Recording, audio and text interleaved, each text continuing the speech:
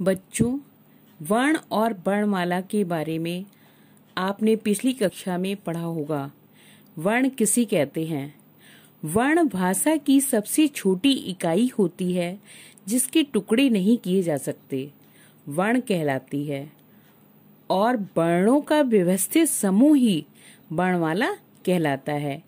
हिंदी वर्णमाला में वर्ण दो प्रकार के होते हैं, स्वर और व्यंजन। जैसा कि आपको पता ही होगा कि स्वरों की संख्या 11 होती है और व्यंजन 33 होते हैं।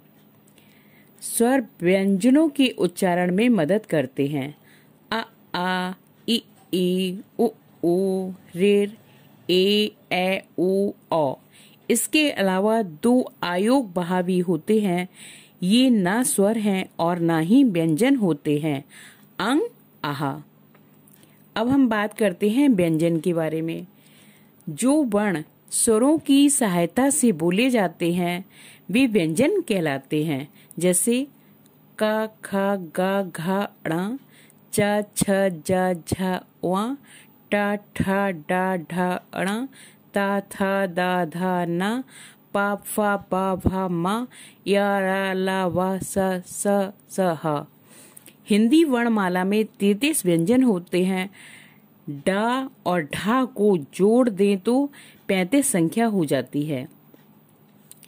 4 संयुक्त व्यंजनों का प्रयोग होता है, छ, त्र, ज्ञ, श्र। ये व्यंजनों के मेल से ही बनते हैं, इसीलिए इन्हें संयुक्त व्यंजन भी कहते हैं। बच्चों, इसके अलावा आगत वर्ण भी होते हैं। अ, ज, फ। संयुक्त अक्षर क्या होते हैं? 2 व्यंजनों के मिलने से संयुक्त अक्षर बनते हैं। पहला व्यंजन स्वर के बिना, दूसरा व्यंजन स्वर के साथ होता है। जैसे मक्खी, भक्त, ग्वाला, बच्चा आदि। कुछ अन्य उदाहरण हैं, जैसा कि आपकी किताब में दर्शाया गया है। इसको लिखने के कुछ अलग नियम हैं। जैसे पाई वाले अक्षरों की पाई हटाकर, जैसे आधा था, आधा ना, आधा माँ, आधा भा, या आधा ला, आधा शा आदि। ठीक है। अब घुंडी वाले अक्षरों के बाद का आधा भाग हटाकर, जैसे आधा का, आधा फा। हलंत वाले कौन से होते हैं? ट, ढ, द, ह। मात्रा। अब बात करते हैं मात्रा के बारे में। जब व्यंजन के साथ में स्वरों का प्रयोग होता है तो स्वरों के स्थान पर उनके चिन्ह जुड़ जाते हैं, जिन्हें मात्रा कहते हैं। आ की कोई भी मात्रा नहीं होती, ये सभी व्यंजनों में मिला होता है।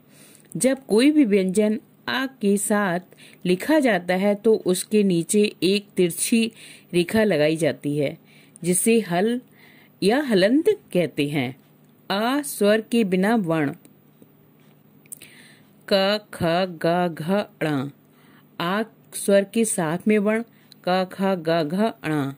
बच्चों, यहाँ पर जैसा कि दिखाया गया है, आ में कोई भी मात्रा नहीं है, इसलिए स्वर बिना वर्ण का है। इसमें कोई भी बदलाव नहीं होगा। और स्वर का के साथ प्रयोग करके कल बनाया जा सकता है। आ में बड़े आ की मात्रा है, इसलिए का और आ मिलकर कान लिखा जा सकता है।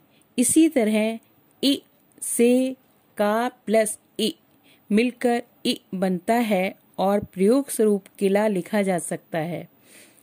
ई शब्द बड़ी ई की मात्रा बताई गई है, जिससे कि का प्लस ई मिलकर शब्द कील बन जाता है। इसी तरह नीचे दिए गए स्वरों और उनकी मात्राओं को ध्यान से पढ़ते हुए शब्द का प्रयोग करें। धन्यवाद।